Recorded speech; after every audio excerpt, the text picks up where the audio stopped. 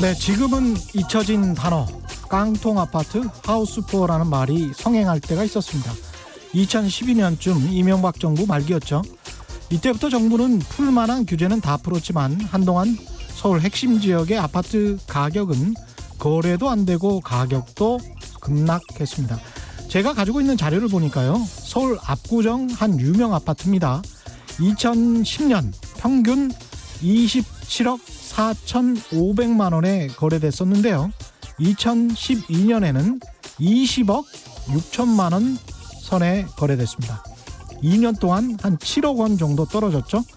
그때 등장했던 단어가 깡통 아파트 하우스 푸어였습니다. 그때는 많은 사람들이 한국도 일본 부동산 시장의 전철을 밟을 것이라고 확신했죠. 제가 방금 말씀드린 서울 압구정 아파트 가격이 2010년 가격 27억 원을 되찾은 시점은 무려 6년이 지난 시점인 2016년이었습니다. 27억 5,450만 원. 2010년과 비교하면 고작 900만 원 정도 오른 셈이죠. 아파트 가격 하염없이 오를 것 같습니까? 정부의 대책은 전혀 약발이 먹히지 않을 것 같죠. 예, 정부의 정책만으로 시장이 움직이지는 않습니다. 가장 중요한 것은 가격이겠죠. 오를 만큼 올랐다면 떨어지는 게 또 가격입니다. 네, 안녕하십니까. 세상에 이익이 되는 방송 최경련의 경제쇼 출발합니다. 저는 진실탐사 엔터테이너 최경련입니다. 유튜브 오늘도 같이 갑시다.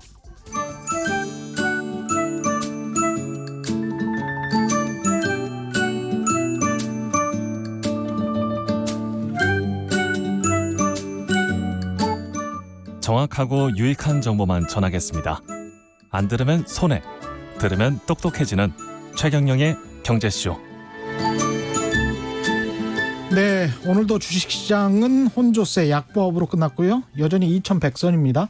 개인 투자자들의 순매수는 꾸준히 이어지고 있는 것 같은데 현재 증시 상황 어떻게 보고 있는지, 또 앞으로는 어떻게 될지 오늘은 김학균 신영증권 리서치 센터장을 모시고 자세한 이야기 나눠보겠습니다. 안녕하십니까? 네, 안녕하십니까? 네, 오랜만에 뵙습니다. 예. 네, 오늘 또 든든한 여러 가지 좋은 말씀 많이 해주시고요. 일단 부동산 제가 이야기했는데 네. 어제 정부가 21번째 대책 네. 부동산 대책을 내놨는데요. 어떻게 보셨습니까? 그래서 제 주변에서는 일단 뭐 굉장히 정부가 여러 가지로 할 수 있는 강한 정책을 내놓았는데 예. 조금 냉소적으로 받아들이는 것 같아요. 지금 이제 21차 대책이 나온 거죠. 예. 그럼 이제 문재인 정부 출범한 지가 이제 3년 됐으니까 한 36개월 정도, 37개월에 21번 나왔으니까 뭐 한 달 반에 한 번씩 내놓은 건데 예. 이제 효과가 별로 없었다라는 거니까 뭐 오늘 뭐 많은 그 주류 언론들에서 말한 것처럼 야, 규제 가지고 되겠어? 뭐 그런 식의 이제 얘기들이 많은 것 같아요. 그렇죠. 근데 부동산이라고 하는 게 굉장히 이제 사적인 자산이긴 한데 부동산이 영어로 리얼 이스테이트 이렇게 하잖아요. 그렇죠. 이 이스테이트는 이제 영국 쪽에서 이제 사유지, 사유의 이런 개념인데 그렇습니다. 앞에 이제 리얼이라고 하는 REAL 이게 예. 뭐 우리가 뭐 농담으로 레알 레알? 얘기지만 뭐. 이게 그 실물 자산을 리얼의 의미도 있고 예. 이게 이제 스페인 같은 데서는 이제 왕이 하산, 뭐 레알 마드리드, 레알 마드리드, 예. 팀도 이제 뭐 왕실로부터 뭐 이제 기도받고 이런 거 아닙니까? 예. 그래서 이게 기본적으로 통제를 받는 자산이란 개념이 사유지이기도 하지만 레알이라고 하는 거는 이제 정부의 영향을 받는 그런 성격이 있다는 것도 이제 그 영어 조어 안에 들어가 있는 건데요. 과거 이제 봉건 영주였으니까 네. 그쪽은 땅을 불화를 해준 거죠, 왕이. 그런 예. 것도 있었죠. 예. 예, 왕의. 그리고 또 한 가지는 이게 그 사유 재산으로 아주 이제 그 교역제로 자유제로 보기 어려운 거는 예. 공급이 제한돼 있잖아요. 지분 지을 수 있는 토지 자체는 공급이 제한돼 있는 것이고요. 예. 또 이게 의식주 중에 하나이기 때문에 좀 정부가 관리해야 될 당위성도 있는 거고 그러네요. 또 예. 경제적으로 보면 부동산이 이제 빚을 내서 사야 되는 겁니다. 예. 아주 돈이 있는 사람이 아니라 그러면 그러면 이제 그 국가 경제 전체적으로 부채가 늘어나게 되면 이게 국민 경제에 문제가 생긴다는 게 2008년 미국의 글로벌 금융위 때를 봤거든요. 그렇죠. 금융이 끼고 금융이 부실해지면 국민 세금으로 도와주고 해야 되기 때문에 이것이 뭐 100% 시장에서 거래가 되는 사유제로만 해석을 하는 이게 뭐 시장 논리로만 맡겨야 이런 건 이제 동의하지는 않습니다. 다만 예. 이제 우리 정부가 뭔가를 좀 이제 부동산 법을 막으려고 노력은 하는데 제 생각에는 시장에서는 두 가지 정도 일단 경제적으로 보면 첫 번째는 예. 야, 이게 저금리하에서 자산이 계속 주식도 오르고 하는데 예. 금리를 올리려고 그랬더니 실물 경제가 굉장히 좀 이제 뭐 자신이 없으니까 저금리하에서 자산 버블을 잡기 힘들다라고 하는 구조적인 문제가 하나 있는 것 같고 그렇습니다. 예. 또 두 번째는 정책의 진정성에 대해서도 시장에서는 조금 냉소적으로 보고 있는 것 같아요. 예. 우리 정부의 이제 주요한 그 요직에 있는 분들이 다주택자들이 많고 예. 또 지난번에 이제 총선할 때는 실제로도 종부세 같은 것들에 대해서 지금은 이제 집값 안 떨어지면 여당에서 종부세를 강화할 거라고 말하는데 예. 불과 한 달 전에 잘 사는 동네 선거할 의원들 중심으로 해서는 또 다른 얘기들이 나왔기 때문에 예. 조금은 뭐 정책에 안 먹혔다는 학습 효과 또 정책 자체의 어떤 진정성에 대한 의심 예. 그리고 저금리 하에서 좀 돈이 많다라고 하는 것들 이런 것들이 좀 정부 정책에 대해서 조금 냉소적인 평가가 나오는 이유들인 것 같습니다. 제가 이 보도 자료를 보니까 이런 부분들이 있더라고요. 민간 임대주택에 관한 특별법도 그렇고 종합부동산세법도 그렇고 여러 가지 소득세법도 마찬가지고요. 세율을 상향한다고 했는데 아직 법안이 통과가 안 됐어요. 네네. 20대 국회에서. 그래서 어제 나온 대책에도 신속히 개정 완료 추진 법률 개정사항을 네. 국회에서 이제 통과를 하겠다라는 건데 20대 국회가 법안들이 잘 통과가 안 된 것도 있지만 그러면 그때 그 100대 뭐 민생 법안 해가지고 막판에 다 통과시켰잖아요. 네네. 그거를 총선 앞두고 왜 이런 것들은 통과 안 시켰을까? 역으로 이런 것도 좀 생각을 해봐야 될 것 같고. 네네. 결국은 이걸 좀 더 보고 있다가 선거 끝나고 통과시킬지 여부를 결정하겠다라고 생각한 거 아닌가. 네네. 예. 어떻게 보자면. 네. 그러니까 이런 거 같은 경우는 정부 여당이 확실하게 약속을 했으면 빨리빨리 통과를 시켜야 되는데 이렇게 말만 하고 국회에서 뭔가 일이 안 되고 있어서 우리가 통과를 못 시켰다라고 하면 말씀하신 대로 변명 아니야? 뭐 이런. 예, 진정성에 대해서 또 이 자체가 매우 좀 예. 논란이 많기도 하고요. 예. 다만 제 생각엔 지금은 너무 시장이 시장과 유동성의 논리만 이제 믿는다라고 생각하는데요. 지금 이제 집값이 비싸다라고 하는 거는 우리가 체감적으로 느끼는데 이제 한편으로는 왜 내 집을 못 사게 해라고 하는 불만도 존재하는 거거든요. 그렇죠. 뭐 예. 그럼 돈 있는 사람만 집 사는 거냐라는 건데 그 불안함의 근간에는 집값이 더 오를 거다라고 하는 것이다. 불안감이 있는 거예요. 맞습니다. 그럼 예. 우리가 저는 뭐 주식시장에서 보면 투자냐 투기냐 이건 사실 섞여 있는 겁니다. 맞습니다. 다 뭐 예. 욕심 가지고 하는 건데 투기 성격도 있는 건데 그래도 제 생각에는 투자와 투기를 가르는 기준은 뭐냐면 어떤 자산 혹은 뭐 주식이라고 치면 이 주식이 얼마나 돈을 벌 수 있느냐 이런 가치를 기반으로 의사결정이 내려지면 제 생각에 그건 투자에 가까운 것 같고요. 예. 투기라고 하는 거는 내가 샀는데 누가 비싼 가격에 사주는 걸 기대하게 되면 그게 투기의 속성이 있는 것 같아요. 예. 자, 그런 점에서 보면 우리가 강남의 아파트 가격이 올라간다. 이거는 뭐 한국 사람이 강남 살고 싶어 하잖아요. 예. 강남이 굉장히 그 선호하는 자산이기 때문에 뭐 모두가 선호하니까 눌러도 올라간다라고 하는 말은 저는 뭐 어느 정도 수용할 수 있다고 봅니다. 근데 이제 그 여러 가지 대출 규제나 이런 걸 하다 보니까 풍선 효과처럼 지금 이제 충청도까지 갔다는 거 아니에요? 그러면 정말 우리 정부가 과거에 노무현 정권 때도 뭐 지역 균형 개발하려고 노력했는데 예.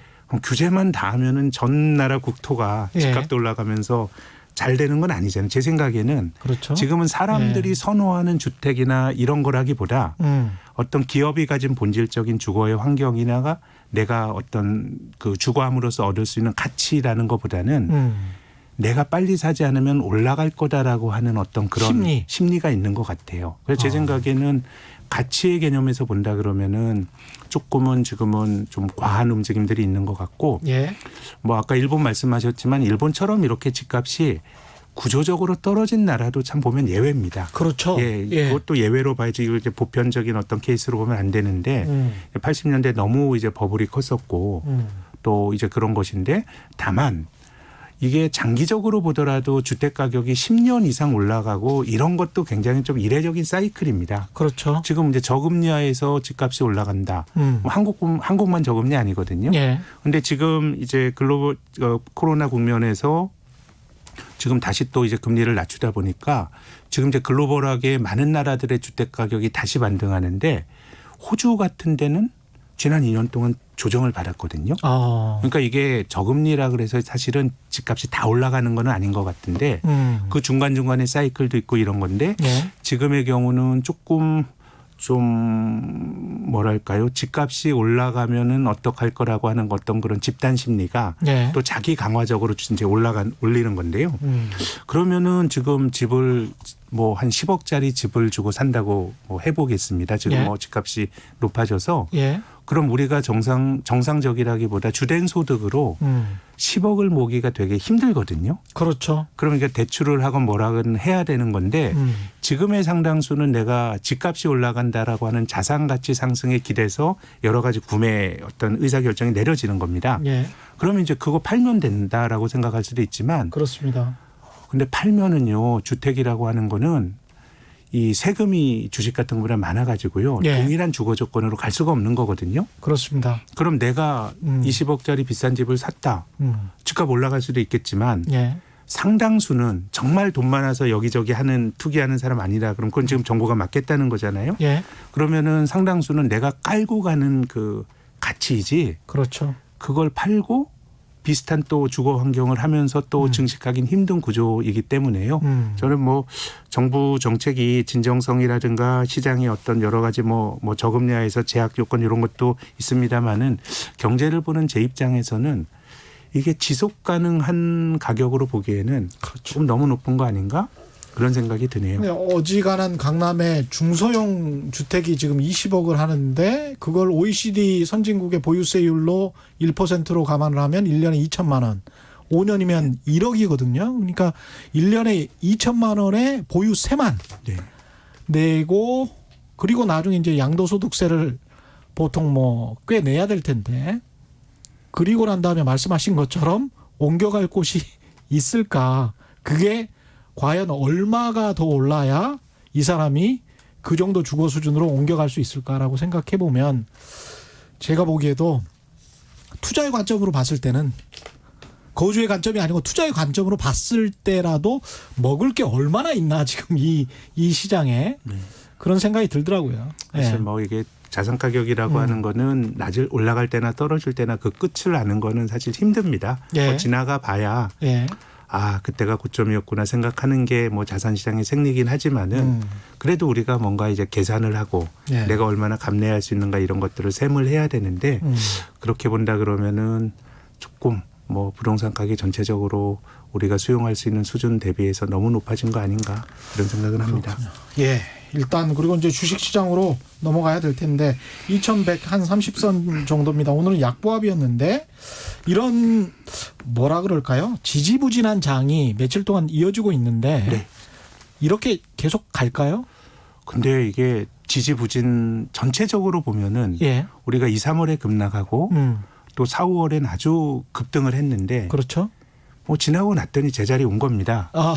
예. 그리고 뭐 월요일 날 한 100포인트 빠졌다가 화요일 날 또 100포인트 오르고 하니까 또 제자리 걸음이니까 예. 올해 전체적으로 보면은 시장이 이제 제자리 걸음을 하고 있는 것 같아요. 물론 이제 뭐 개인 투자가 분들이 주가가 많이 떨어졌을 때 1,400포인트, 1,500포인트 주식을 사서 뭐 보면 일단 돈을 버신 분들도 많겠지만은 누가 팔려면 누가 사야 되는 거거든요. 그렇죠. 이제 전체적으로 보면 번 사람이 있으면은 나중에 판 사람도 있고 해서 뭐 전체적으로 보면은 제로섬 양상이 좀 나타나고 있는 것 같기는 한데 그래도 우리가 보는 경제 지표들 예. 뭐 걱정들에 비하면은 주가가 좀 많이 올라온 감은 있는 것 같습니다. 예. 근데 뭐 이걸 뭐 최근에 주가가 올라온 것들을 뭐 미디어 같은 데서는 야, 경기가 안 좋은데 주가가 올라간다 뭐 이런 얘기들을 많이 하는데 많이 하죠. 예. 제 생각에는 조금 이제 투자하는 사람들이 보는 포인트는 좀 다른 것 같은데 예. 일단 첫 번째는 뭐 이제 저는 주택 가격이 자꾸 이제 상승하려고 하는 압박을 받는 것도 돈이 많이 풀렸기 때문인데 그렇죠. 이제 이번에 코로나 문제가 딱 터지고 나서 전 세계에서 이제 돈을 풀고 있는데 미국이 2008년 글로벌 금융위기 때 리먼이 파산하고 나서도 그 당시 기준으로는 아주 천문학적인 돈을 풀어서 당시에 뭐 많은 좀 미국 경제를 비관적으로 보는 사람들은 달러 가치가 쓰레기가 될 거야. 이렇게 돈을 풀었는데 예. 달러 가치가 지탱이 될 거야라는 뭐 그런 지탱이 안 된다. 예, 그런 예. 이야기들 있었죠. 근데 지금은 뭐 그때보다 2배가 넘는 돈을 푸니까 아휴. 돈 자체가 예. 많이 풀렸고 예. 또 두 번째는 약간 이제 그 정책의 힘이 자본주의라고 하는 건 중앙은행이나 아니면은 정부가 뭐 시장에서 경쟁을 하는 주체가 아닌데 이제 그들이 특정한 기업들을 직접적으로 도와주고 있습니다. 지금 그 이제 정상적인 정책, 통상의 정책은 예. 이제 금리를 낮추는 겁니다. 중앙은행이. 그렇죠. 금리를 낮추면 저금리 하에서 그 경제 주체들이 알아서 하는 거죠. 예. 어려운 기업들은 이자 비용도 조금 덜 내니까 좋아지는 효과가 있을 텐데 예. 지금은 아예 뭐 부실 등급의 회사채나 이런 것들을 중앙은행이 사실상 직접 지원하고 또 기업이 좀 어려운 기업들은 뭐 유럽 같은 데서는 국유화시킨다 이런 얘기들도 나오고 있고 예. 그러니까 돈도 많이 풀렸지만 특정 기업들이 망하는 것도 용인하지 않겠다라고 하는 정책들이 지금 같이 쏟아져 나오다 보니까 저는 자본주의에서 뭐 기업이 파산한다라고 하는 게 뭐 100% 나쁘다고 생각지는 않습니다. 예. 지금 우리나라 은행들이 1년에 뭐 3조 원 이렇게 벌거든요. 근데 외환위기 직전에 한국의 은행들이 지금 시중은행들이 잘해야 1년에 한 2천억 벌었습니다. 이 얘기 15배가 됐단 말입니다. 예. 그러면 외환위기 이후로 한국 경제가 은행이 내수산업인데 예. 굉장히 정체가 되고 그랬는데 이게 15배 는 이유는 우리가 외환위기 이전에는 그 시중은행이 10대 개 있었습니다. 그랬죠. 근데 다 망하고 4개가 남으니까 예. 뭐 남은 기업들이 이제 어떻게 보면은 승자들이 파티를 누리는 거거든요. 예. 그러면 자본주의에서 불황이 닥치면 좀 비효율적인 경제 주체들은 좀 이제 쓰러지고 예. 살아남은 기업들이 자본주의를 효율적으로 만드는 건데 지금은 특히 큰 기업들은 그것이 아무리 비효율적이라고 하더라도 글로벌하게 다 살아남는 것 같아요. 한국도 그렇고. 그러다 보니까 이게 어떻게 보면 자본주의에서의 구조조정이라고 하는 거는 입에 쓴 약입니다. 장기적으로 그렇습니다. 보면 자본의 예. 효율을 높이는 건데 근데 지금은 뭐 장기적으로 자본주의가 어떻게 될지 모르겠지만 당장 닥칠 충격들은 중앙은행이나 정부가 다 막다 보니까 뭐 돈 많이 풀렸네? 큰 기업들 파산 안 될 거네? 라는 기대가 지금 주가가 올라가는 저는 가장 핵심적인 요인인 것 같고 또 두 번째는 경기 측면에서 보면은 뭐 경제 지표들이 좋아지고 있습니다. V자형으로. 예. 뭐 지금 뭐 그 코로나라고 하는 게 뭐 전쟁으로 생산 시설이 파괴가 된 것도 아니고 질병 때문에 이제 경제 활동이 중단이 됐다가 재개가 되다 보면은 3, 4월의 지표는 나쁘지만 5, 6월 달에는 뭐 지표들이 V자형 반등의 형태가 나올 가능성은 있는 건데 예. 투자자들은 돈 많이 풀렸고 기업 파산은 없고 경기는 바닥을 친 것 같고 뭐 이런 정도가 지금 이제 주식을 사는 그렇죠. 사람들의 이제 핵심적인 논리라고 봐야 되겠죠. 예. 근데 예. 이게 항상 계속 이렇게 갈 거냐. 물론 이제 아까 말씀하셨지만 2008년, 2009년에도 루비니 교수가 그런 이야기 했던 것 같아요. 미국 화폐는 쓰레기가 될 것 같다. 근데 이번에도 루비니 교수가 I자형 폭락을 이야기를 했는데 저는 루비니 교수를 보면 한 번도 못 맞추는 것 같은데 계속 이렇게 폭락론을 주장하면서 근데 연준이 그때마다 이제 끼어들어서 네. 계속 이렇게 해줬단 말이죠. 이렇게 이제 흐지부지 되다가 한 10년을 버틴 거잖아요. 어떻게 보면.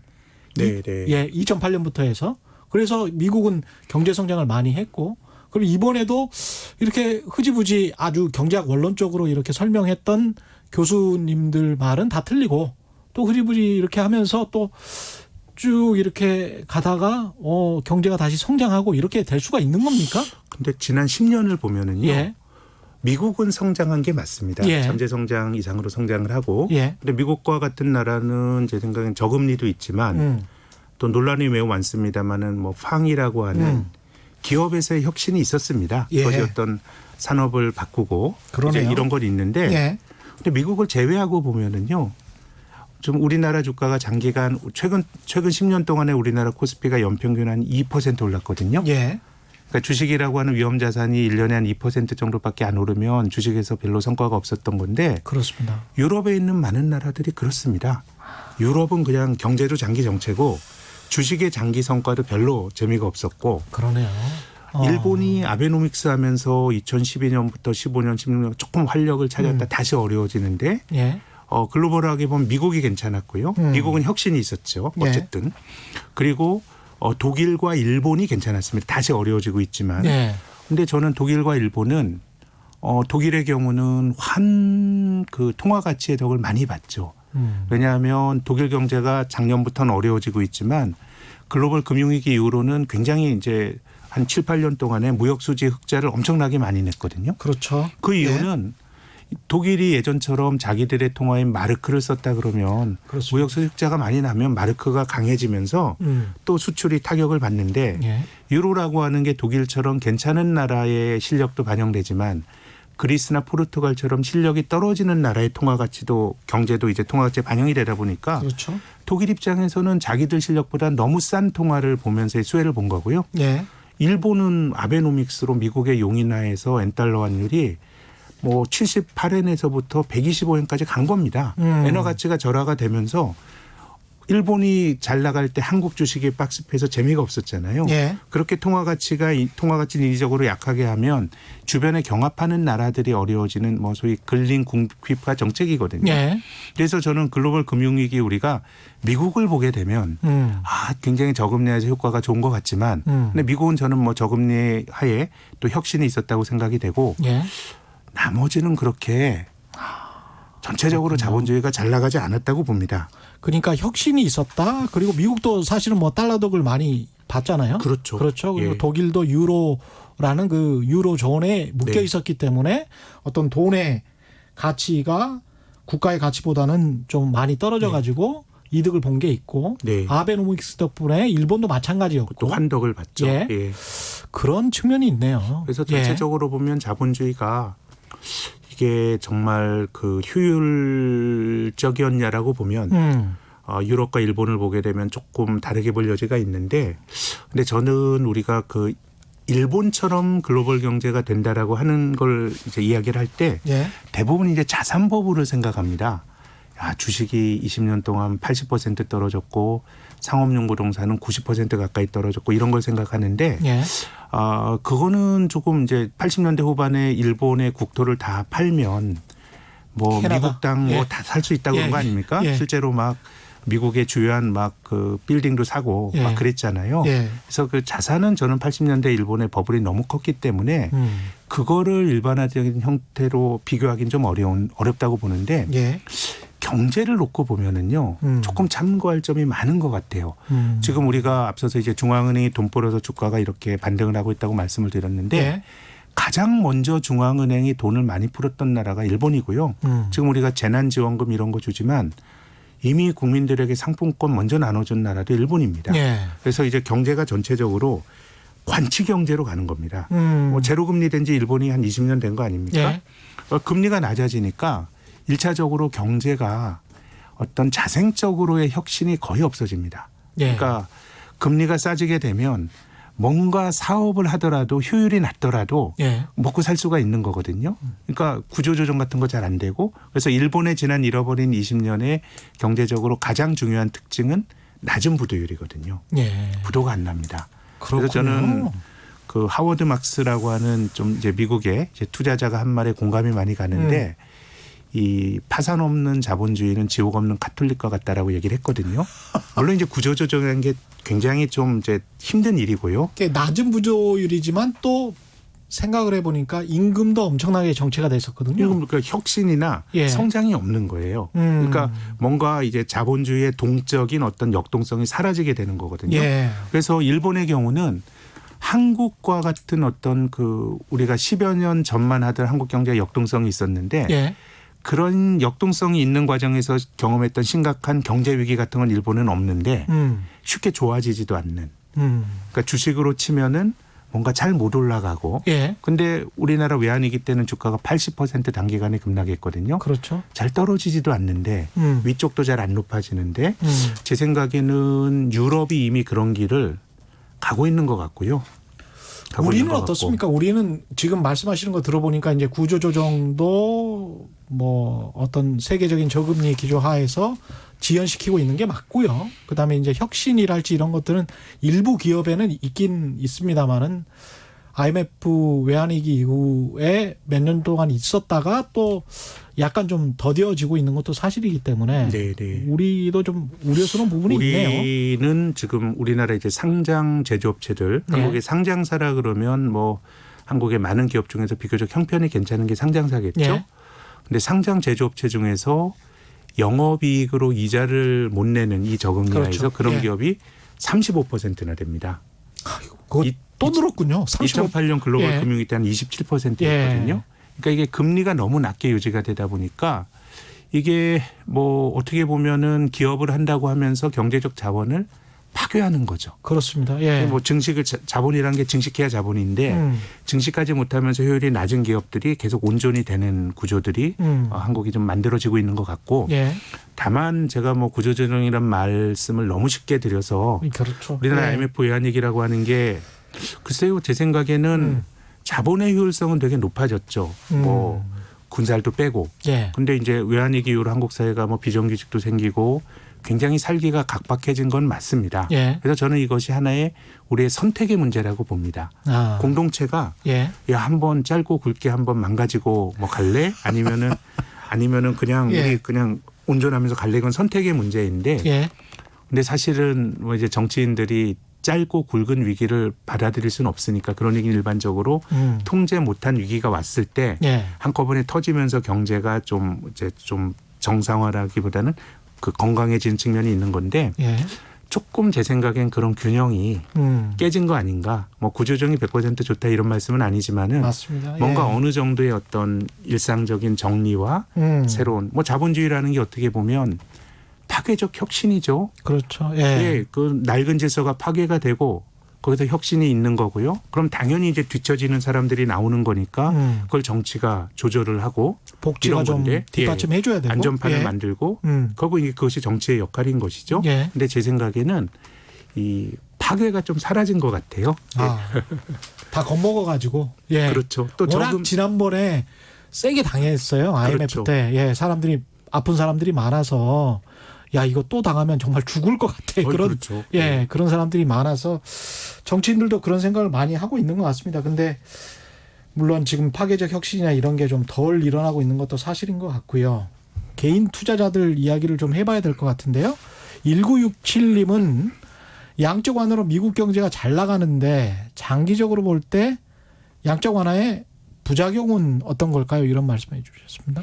양적 완화는 지금은 그 미국도 네. 그나마 이제 혁신이 있다고 말씀을 드렸는데 그게 다 기업이 하는 혁신이거든요. 네. 아마존과 구글 이런 기업이 하는 혁신인데 지금은 그 양적 완화가 나타낸 가장 그 부작용이라기보다 불균형이 초래되는 것 같습니다. 그러니까 어떻게 보면은 그 저는 정책이라고 하는 것은 자본주의에서 크게 돈이 흘러갈 수 있는 방향을 제시해주고 예. 그 안에서 민간 자본들이 경쟁을 하면서 이기는 사람도 있고 지는 사람도 나오는 건데 근데 지금은 크게 실물 쪽에서 돈이 흘러갈 방향이 조금 명확치가 않은 것 같고 그러다 보니까 이게 자산 시장 쪽에서만 증식이 나타나는 것 같아요. 그러다 보니까 주택과 우리 어떻게 보면 임금 상승률이나 우리가 노동을 통해서 벌어들이는 목 대비해서 자산 가격이 너무 높은데 그렇습니다. 자산이라고 하는 건 기본적으로 먼저 가지고 있는 사람들이 돈을 벌 수 있는 구조가 되다 보니까 예. 미국도 불평등이 조금 커지는 것 같고 예. 또 이제 미국이 가진 그 기술이 가진 혁신이라고 하는 게 약간 노동을 소외시키는 효과가 있는 것 같아요. 물론 이제 논란이 되게 많습니다만 예. 아마존이라고 하는 기업이 이제 약진을 하다 보는데 지금 아마존이 반독점법으로 지금 이제 유럽에서 그 조사를 받고 있어요. 예. 미국에서도 마찬가지입니다. 예. 그러면은 우리가 생각해 보면 반독점법이라고 하는 거는 특정 기업이 압도적인 시장 지위를 갖고 가격을 올리거나 이러면서 소비자를 압박을 하는 거거든요. 예. 근데 한번 생각해 보면 우리가 아마존 때문에 불편한 게 있나? 소비자 입장에서 보면. 오히려 가격을 너무 내려서 탈이죠. 낮춰요. 예. 오히려 지금의 문제는 예. 공급 측면에서 아마존이 생태계를 파괴하는 측면이 있는 것 같습니다. 그렇습니다. 예. 그러니까 어떻게 보면 공급 측면 생태계 파괴라는 거는 일자리를 빼앗는 측면도 있고요. 중소 사업자들이 다 망해버리니까. 그렇죠. 예. 그래서 이제 미국이 코로나19가 발병된 이후로 이제 미국의 고용 지표가 5월엔 반짝했지만 이제 크게 좀 악화가 됐지만 그 이전까지 미국 경제는 거의 완전 고용 수준의 경제였습니다. 예. 일자리도 한 달에 20만 개씩 생기고 3.5%인가 그랬으니까요. 그랬습니다. 예. 실업률이. 예. 근데 아마존이 들어가 있는 소매업 취업자 수는 오히려 줄어들었거든요. 그거는 뭔가 예. 굉장히 이제 뭐 논란이 많습니다. 그렇지만 저는 기존의 기술 대비 기존의 플레이어들을 조금 적대적으로 예. 망가뜨리는 속성이 지금의 기술이 전 과거의 기술보다 있다고 생각합니다. 그러니까 새로운 수요를 만드는 거라기보다는 기존의 수요를 뺏어오는 측면이 강한 거 아닌가? 예를 들어서 우리가 얼마 전에 이제 그 타다 논란이 있었죠. 그랬죠. 그럼 예. 택시 안 타던 사람이 타다를 타는 게 아니고요. 택시 타던 사람이 타다를 타다 보니 그렇죠. 이게 총량적인 수요가 늘어나는 게 아니라 뭔가 이제 그러니까 이해관계 제로성. 대립이 있는 거죠. 예. 지금 뭐 그 쿠팡이 약진을 한다는 거 아닙니까? 예. 근데 쿠팡 약진의 그 뒷면에는 롯데마트가 그렇죠. 온라인에 막 오프라인에서 마트를 축소하잖아요. 약탈적 혁신 같은 거죠. 그러니까 어떻게 보면 혁신이라는 게 파괴적 속성이 있다고 예. 말씀을 드렸는데 예. 지금이 뭔가 새로운 수요를 만드는 힘이 조금 약한 거 아닌가라는 게 뭐 저의 해석이고요. 그래서 이걸 미국 기업이익이 보여주는 것이 미국 기업이익이 주가가 그렇게 많이 올랐는데 크게 보면 정체입니다. 정체. 예. 2013년부터 16년까지 이익이 정체가 되다가 2017년에 트럼프 대통령이 리쇼어링이란 걸 하면서 법인세도 기본적으로 인하했고. 예, 예. 남의 나라에 다른 나라에 있는 걸 미국이 가져오면서 예. 남을 좀 억누르면서 이익이 한번 늘어났고 나머지 법인세 낮춰준 게 또 그다음에 이익이 일어나고 그럼 정체거든요. 예. 그 얘기는 뭐냐면 뭐 구글이나 이런 회사들이 굉장히 잘 나갑니다마는 거기서 소외가 되는 기업들도 있다 보니까 이익의 총량이 안 늘어나는 거 아닌가라는 해석을 저는 합니다. 아마존과 구글이 약진하는데 반대편에서 루저들도 크다는 것이고요. 앞서서 저는 자본주의에서 파괴와 혁신이 같이 가는 거라고 생각은 하는데 예. 지금의 경우는 우리 시대의 혁신이라고 하는 것이 과연 일자리를 늘리는 거냐. 뭐 저는 뭐 우리 정부에서도 디지털 그 뉴딜 디지털 혁신을 말씀하실 때 정책으로서 뭐 그것이 저는 투자자 입장에서는 혁신이 있는 기업을 골라서 사는 데는 큰 기회가 있을 거라고 보는데 이것을 일자리와 같이 생각하게 되면 이게 과연 일자리를 늘리는지 줄이는지에 대해서는 조금 과거보다 논란이 많아졌다고 보는 쪽입니다. 그렇습니다. 예. 최종욱님 같은 경우는 좀비 기업까지 금융 지원하는 것은 온 국민에게 추후 피해로 돌아오는 것이 문제인데 다 이렇게 알고 계세요, 국민들이. 그래서 어느 정부도 총대를 안 메고 책임을 안 지려고 하는 게 문제 아닌가 이런 이야기를 하셨습니다. 그런 것도 있고 예. 앞서 말씀드린 것처럼 뭔가 지금 소위 뭐 4차 산업혁명 이런 쪽이 그 새로운 기술의 방향인 거는 맞는데 예. 정책의 관점에서 보면 이런 것들이 일자리를 만드는 것, 일자리의 인과관계가 되게 명확진 않은 것 같아요. 그래서 지금 우리나라 그 산업은행이나 이런 국책은행이 굉장히 그 구산업에 있는 기업들을 도와주는데 저는 그 근간에는 이 돈을 도와줘 가지고 이 기업이 회생을 하고 자본의 효율을 높일 수 있느냐라고 하는 것도 있겠지만 반대편에서는 야 그래도 한 5천억 지원해서 5천 명 일자리 운영 가면 그렇죠. 되는 거 아니야라는 예. 생각이 있는 것 같아요. 그래서 딜레마는 뭔가 특정한 방향으로 돈이 가면서 일자리도 만들어지고 선순환이 마련이 돼야 되는데 그게 안 되다 보니까 이게 기존의 구조조정을 좀 비효율적인 경제 주체들을 날리기도 힘들어지는 상황들이 만들어지는 것 같습니다.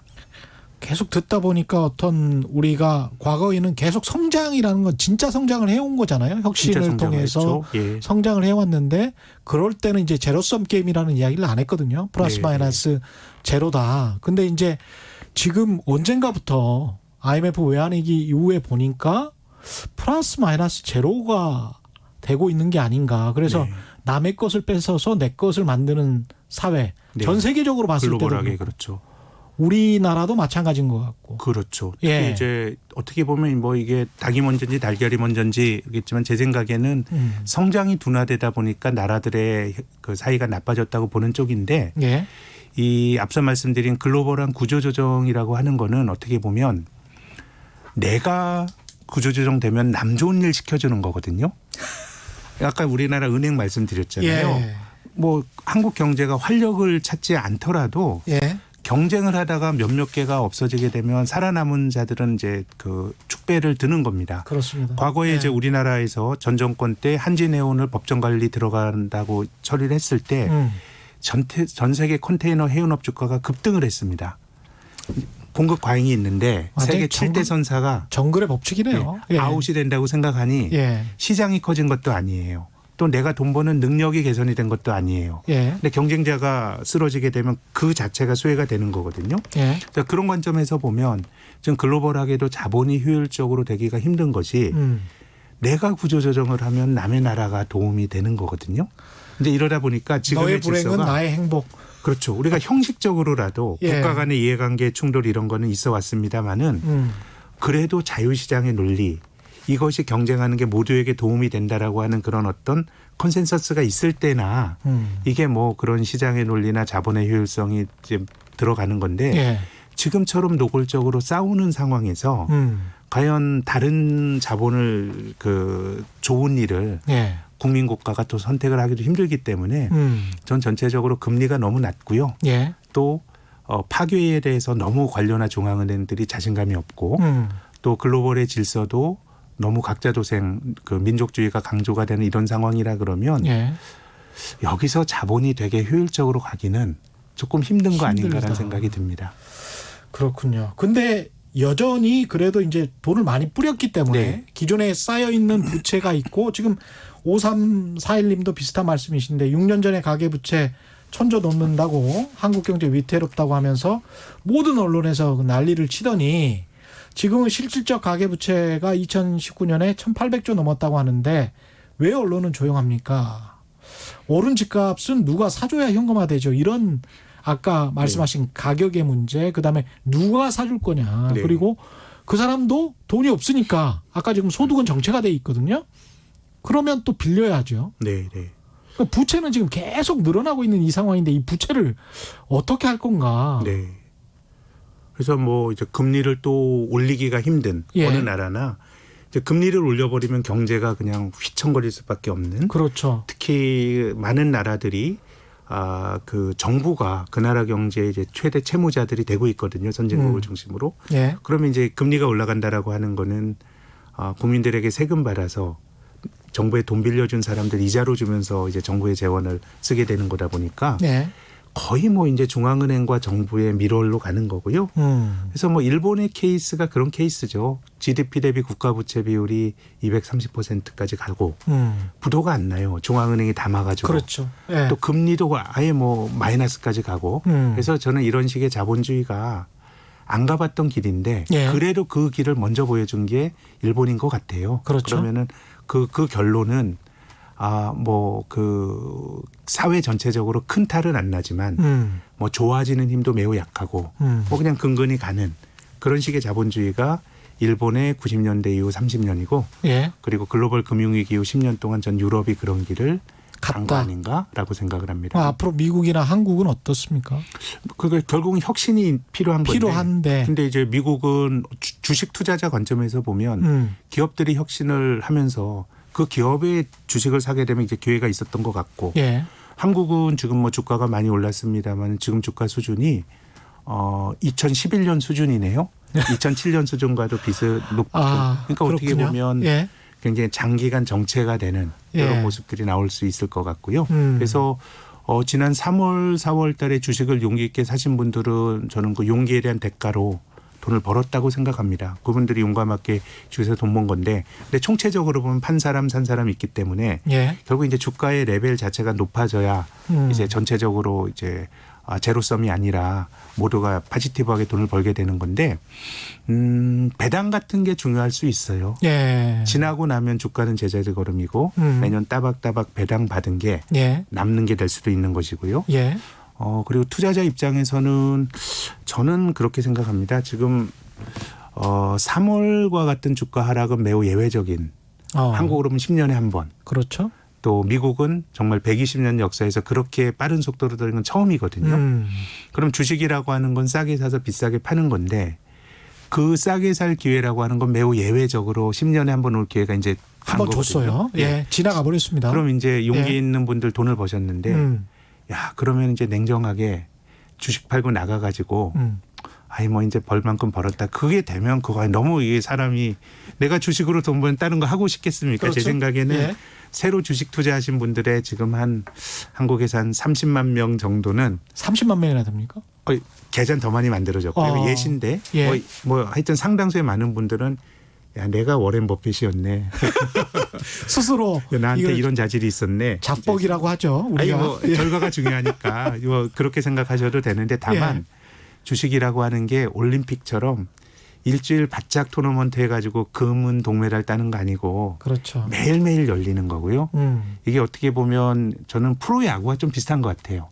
늘 이기지도 못하고 예. 야구 선수가 3할 친다는 거 3할 치면 먹고 사는 거 아닙니까? 인생 끝나봐야 아는 거죠. 그러니까 이게 예. 굉장히 장기전이라고 보면은 이제 굉장히 주식 투자하기에 좋았던 물론 이제 지나고 나서 그런 거지만은 예. 이런 시기는 지나간 거고 예. 이제 지금부터는 어느 정도 좀 정상화가 됐다 그러면 지금부터 조금 더 고민이나 내 돈을 지키기 위한 그런 학습이나 그런 것들이 필요한 거 아닌가 싶습니다. 근데 이게 경험이라는 게 굉장히 중요한데요. 우리가 이제 그 과거에 80년대 이후에 분양을 받아서 아파트 분양 받으면 무조건 오르더라. 네. 이 경험을 했어요. 네. 어르신들이. 네.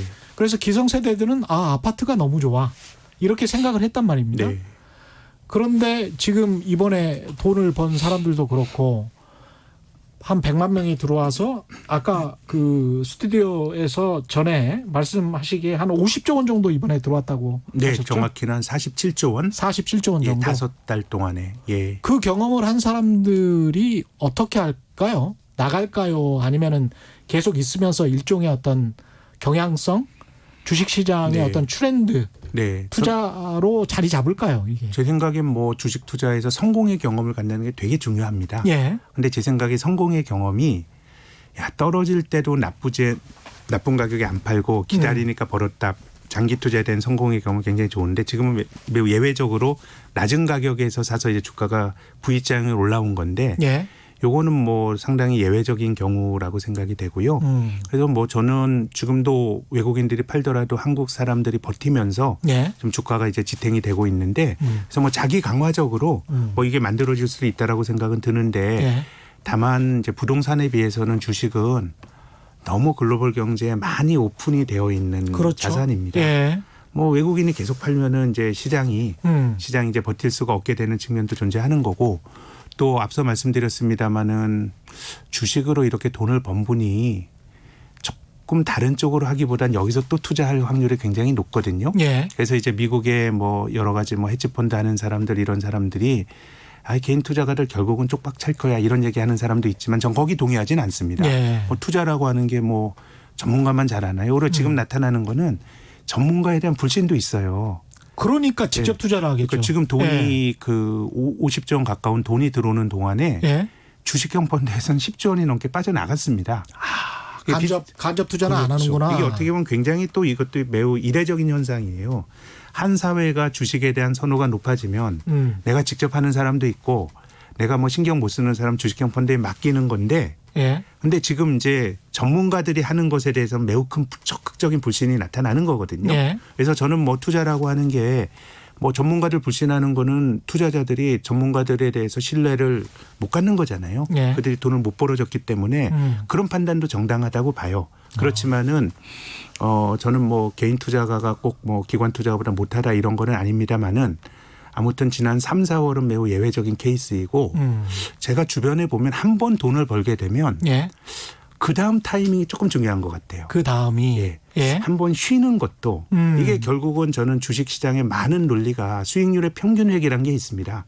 많이 떨어지면 올라가고요. 예. 올라가면 또 떨어지는 겁니다. 예. 이게 그런 거라 그러면 내가 한 번 떨어질 때 돈을 벌었을 때 그 타이밍으로 계속 하게 되면 또 다른 사이클이 올 수가 있는 거거든요. 그렇습니다. 앞서서 제가 야구 말씀드렸는데 3할 타자는요. 뭐 양준혁 선수 같은 경우는 안 치고도 나가잖아요. 그러니까 볼넷으로 나가고 예. 엄한 볼 안 치고 예. 또 쳤을 때 열심히 떠서 내 안타도 해서 타율이 높아지는 거거든요. 항상성 꾸준함이 중요하죠. 그렇죠. 저는 예. 저는 투자를 하지 말아라 이런 거 아니고요. 조금 내에 투자하고 살아야죠. 투자하고 살아야 되는데 내가 적극적인 의사결정의 결과라 그러면 안 하는 것도 투자예요. 그렇습니다. 방치가 아니고 예. 내가 모르면 안 하는 거죠. 시장에 대한 제 의견은 뭐 잘 모르는 거고 유동성도 많고 한데 코로나에 대해서는 사람이 잘 모르는 것 같아요. 우리가 모르는 주제인 것 같아요. 예. 어떻게 될지.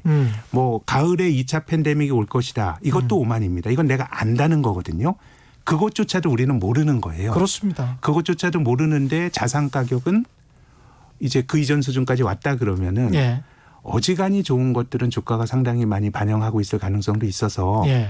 뭐 좋은 주식을 사서 장기간 보유하는 뭐 워렌 버핏은 88년에 코카콜라 사실까지 들고 있거든요. 그렇죠. 예. 내가 아주 깊은 고민의 결과라 그러면 계속 있는 것도 답이에요. 왜 그러냐 하면 내가 좋은 걸 팔고 다른 엄한 걸 투자할 수가 있기 때문에. 예. 그래서 저는 그 고민의 결과라 그러면 제 생각에는 뭐 그렇게 하시는 것도 저는 존중할 만한 투자 철학인데 시장 전체적으로 본다 그러면 아까 말씀드린 것처럼 지금의 기술은 위너가 있고 또 근근히 저금 내에 먹고 사는 좀비들도 많고 예. 또 위너가 성장하는 과정에서 지체가 되는 기업들도 많기 때문에 예. 인덱스 자체가 시장 지수 자체가 많이 올라가긴 힘들 것 같아요. 그렇게 본다 그러면 지금은 좋은 것들이 상당히 많이 반영이 된 레벨이 아닌가 싶고 위너에 집중을 해야 되네요. 역시. 예. 뭐 선택을 한다 그러면 근데 이제 전체적으로 본다 그러면은 뭔가 지체되는 종목들도 굉장히 많을 것 같고요. 예. 그런 거라 그러면 버진분이라 그러면 한 번은 조금 쉬어가는 한 번 더 고민해보는 이런 정도가 금년 하반기에는 좀 권해드리고 싶습니다. 그것도 내가 적극적인 의사결정의 결과고 모르는 거 안 하는 것도 야구 선수가 엄한 볼 안 치는 것과 똑같다고 생각하거든요. 적극적 투자라고 봅니다. 미국도 이렇게 개인 투자자들이 많습니까? 그렇다 그러대요. 지금도 미국도. 그래요? 미국도 뭐 그 로빈 훗이라고 하는 그 앱을 통해서 예. 그러니까 지금 전체적으로 유튜브라든가 이런 그 대중들이 지식이나 정보를 얻을 수 있는 어떤 채널들이 많아지고 정보의 평등화가 이루어진 거군요. 또 기존의 인터넷 전문가 때문에. 집단에 대한 불신도 있는 것 같고 그런 것들이 투자자들의 행태를 통해서 지금 좀 나타나는 것 같습니다. 미국만큼 간접 투자가 활발한 나라가 없었는데 네. 이런 식으로 지금은 되는 뭐 거군요. 워렌 버핏도 예. 거의 미국에서는 이제 한물간 할배 취급을 받는다는 거 아닙니까? 6645님은 물질적 성장의 한계가 아닌지 한계에 왔다. 오늘 저도 그런 생각을 했었는데요. KT주님, 강병환님, 프라주나님, 이중희님. 와우, 오늘 다방면으로 내용이 알차서 좋네요. 감사합니다. 이런 말씀을 해주셨습니다. 마지막으로 좀 기다리는 것도 방법이다. 이런 말씀을 하셨는데 또 조언을 좀 해주실 게 있을까요? 개인 투자자들에게. 지금은 아까 말씀드린 것처럼 어떤 주식을 예. 내가 정말 고민을 많이 하면 예. 주식이 한 50% 떨어져도 굉장히 싸 보입니다.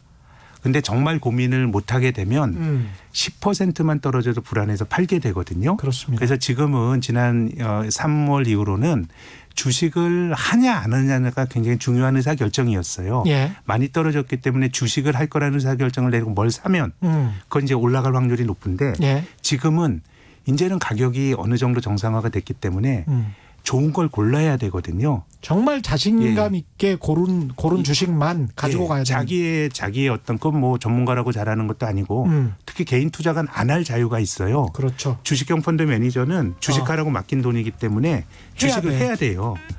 근데 개인 투자가는 안 할 수도 있기 때문에 저는 투자해서 적극적인 의사결정의 결과로 안 하는 것도 매우 적극적인 행위라고 생각합니다. 예, 오늘 말씀 감사합니다. 지금까지 김학균 신영증권 리서치 센터장과 함께했습니다. 고맙습니다. 감사합니다. 네, 저는 KBS 최경영 기자였고요. 지금까지 세상에 이익이 되는 방송 최경영의 경제쇼였습니다. 고맙습니다.